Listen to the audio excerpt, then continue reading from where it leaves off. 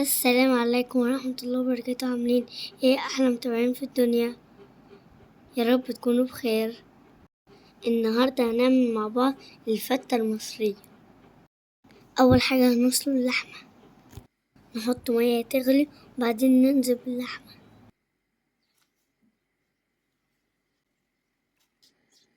لما تطلع الريمة لازم نشيلها،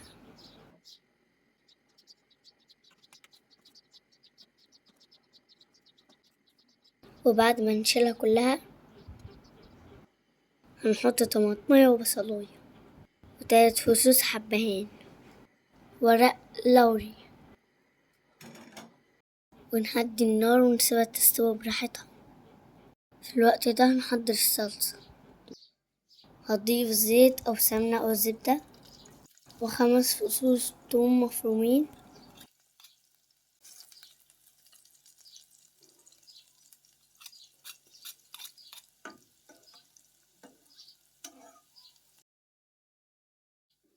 لما لونهم يبقى أصفر هضيف الخل. هنضيف ذرة طماطم، معلقة كبيرة كزبرة، معلقة كبيرة ملح، ومعلقة صغيرة فلفل أسود، ومعلقة صغيرة كمون، نص معلقة صغيرة سكر، ونهدي النار ونسيبها تتسبك. دلوقتي هنحمص العيش، هنقطع العيش ونحطه في الصينية وندخله الفرن يبقى ساخن جدا.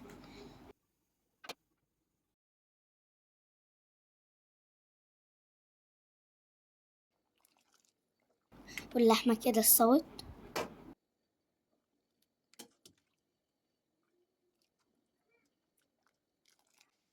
هنضيف الملح ونطفي بعد دقيقة. دلوقتي هنحضر التشريبة بتاعة العيش. هننزل بالزيت ومعلقة كبيرة توم مفروم ونقلبهم لغاية ما ياخدوا لون. أول ما تاخد لون هننزل بفنجان خل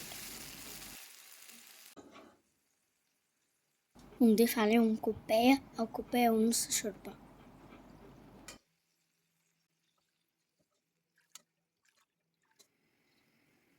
وأول ما تغلي هنطفي النار. دلوقتي هنجهز الرز. هنحط سمنة وزبدة مع بعض، هننزل بالرز مغسول ومتصفي ونقلبهم 10 دقايق تقريبا.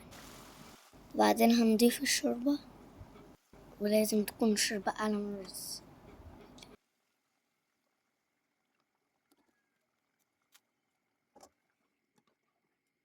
وبعد ما الرز يغلي هنهدي النار جدا. لما الرز يستوي هنحضر فتة. هنحط العيش وبعدين هنضيف عليه الشوربة اللي عملناها بالثوم، ونحط الرز على قد ما انتوا عايزين،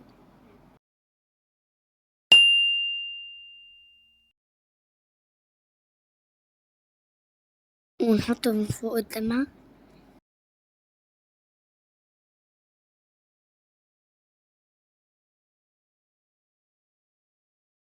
وبعد كده نحط اللحمة.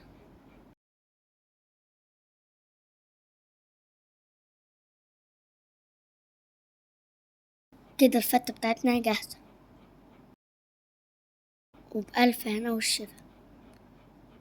ما تنسوش اللايك، والسلام عليكم ورحمة الله وبركاته.